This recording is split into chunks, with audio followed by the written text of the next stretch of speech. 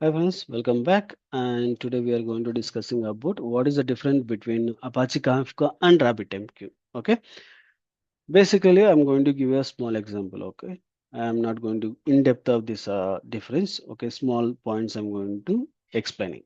Okay, first of all, architecture wise, if you take right, sorry,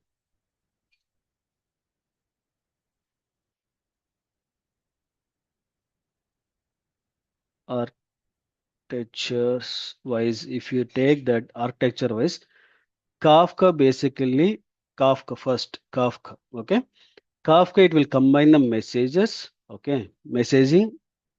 Sorry, combining for messaging, message queue, messaging queue, and publish subscription. Both it will do for combine. Okay, subscription. But whereas if you go for RabbitMQ, it will only take for messaging. Okay, messaging queue only it will take. Because our Kafka is high level, then they both it will be combined and it will give you the result. But whereas RabbitMQ it only for one messaging only message only it will take it. Okay.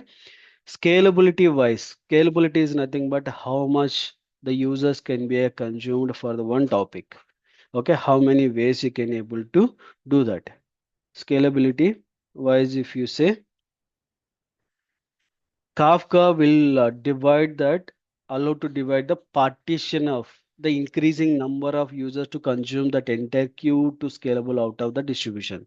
Okay, it will do the partitions because when you do the partitions, it automatically it will allow you to connect the so many servers and so many queues, right? Automatically it will increase that accessing that particular one.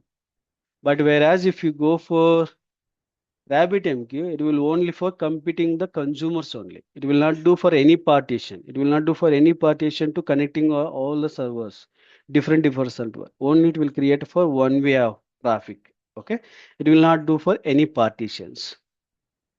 Whereas messaging retains, if you say messaging retains,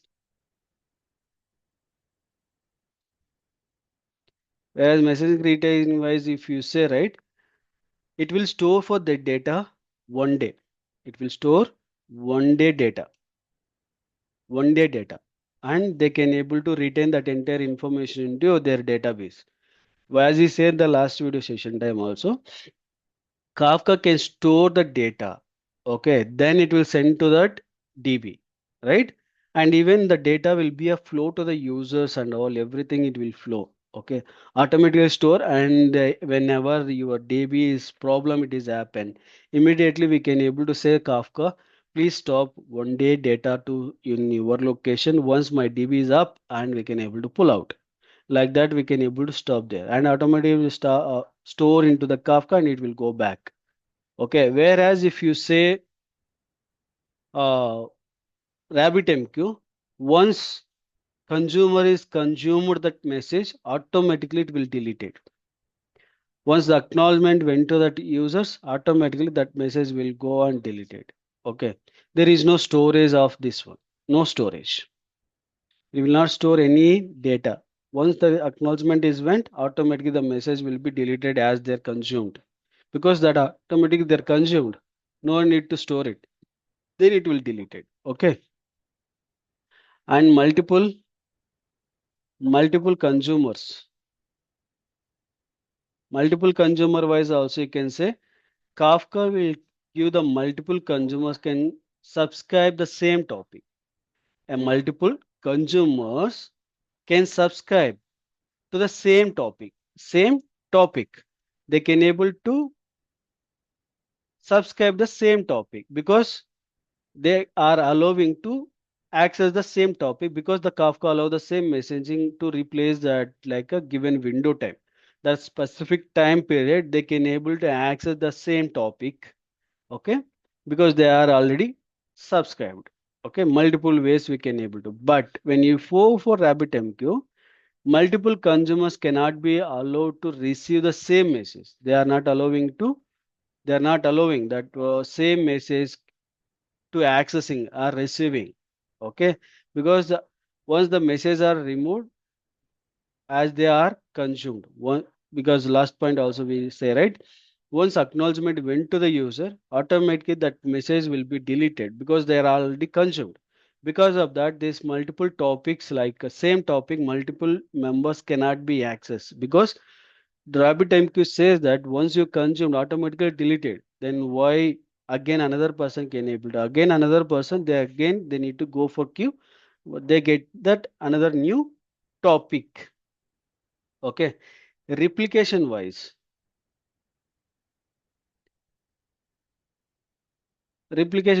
like topics are automatically replicated. Automatically, their topics are replicated. But if you don't want to replicate the topic, they need to go for manually and then they need to configure not to be a replicator. Not to be a replicator means already one topic is there. I want to re-repeat the duplicate. That automatically Kafka can do that. Okay, but if you don't want, means you need to manually do that. But RabbitMQ, it will do like a messages can messages are not automatically replicated. If you want that, you need to use the manually the configure to the replicated things. Okay, you need to do for manually for the replication. That's a different way. Okay, messaging order, message ordering, message ordering wise it also each consumer receives the information in order because of the partition log architectures are presented. Okay, each user, what all the users are there, how many users are there, that entire members can able to receive the information which is the order we have provided. Okay, but message like RabbitMQ messages are delivered to the consumer in order to their arriving to the queue. Okay, once they get the arrival of the queue, then only they can able to deliver that entire information. Otherwise, no. Okay, until that message queue comes, then only it will be provided. If the competition consumers, each consumer will process the subsequent of the message queue. If you have 1,000 users, 1,000 queues will be there one by one. The queues will be do and faster to it will deliver, but the queue process it will go. But Kafka it is not like that. They can able to send immediately. Automatically it will log the information and send to the information to the consumers. Okay, and protocol wise, if you say protocol, protocol is nothing but like we need to send the message to that, right? The binary format of TCP.